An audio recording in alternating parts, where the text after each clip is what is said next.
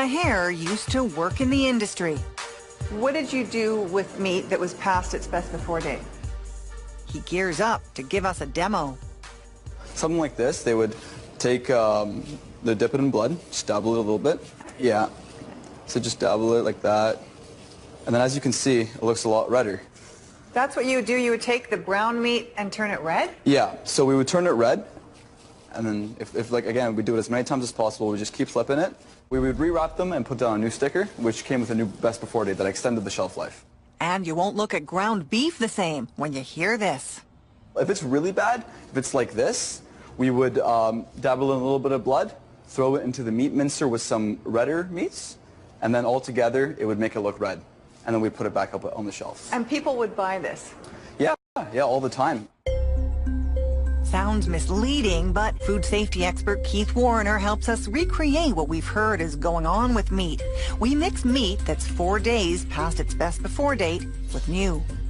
How does it smell? I'll let you do the honors. Not too good. Not too good. Turn it on. So how's this new blend look? Looks totally fresh. It's well disguised. Yeah, that looks good. But could it be bad for you? We send it off for testing. I'm curious how it tested. So what we found was the meat was absolutely loaded with bacteria after only 1 day. It was loaded with these type of bacteria called Enterobacteriaceae. And what they do is that these can break down the meat proteins to make something called biogenic amines, which are toxic chemicals which can cause asthma, mood changes, all sorts. People who bought that meat wouldn't know that it was spoiled because it'd been mixed up with the good-looking meat. Exactly, it was deception at its worst, isn't it? Totally unethical. And in this case, I think it goes beyond ethics, doesn't it? It goes to safety and things like that.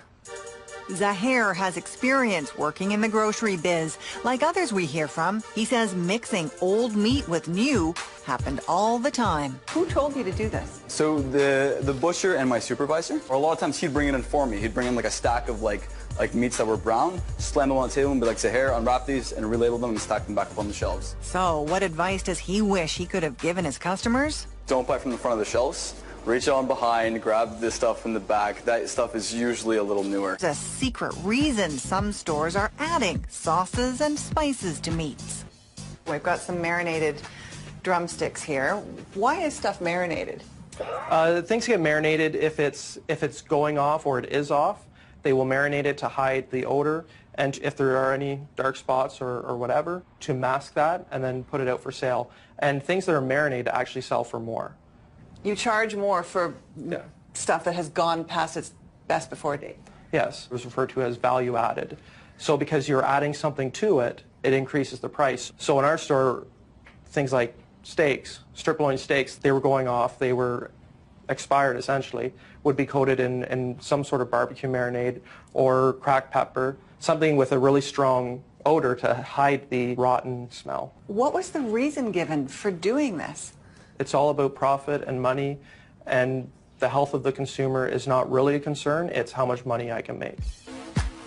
With almost 10 years experience in the biz, this insider's got a tip for the next time you're out shopping for meat. I would not buy pre-marinated meat or pre-spiced meat in grocery stores because you don't know what has happened to it. It could also be expired product. Misleading people about best before dates is illegal. There are industry standards for best before dates. Stores are supposed to self-police, so there's no way of knowing how widespread these practices are.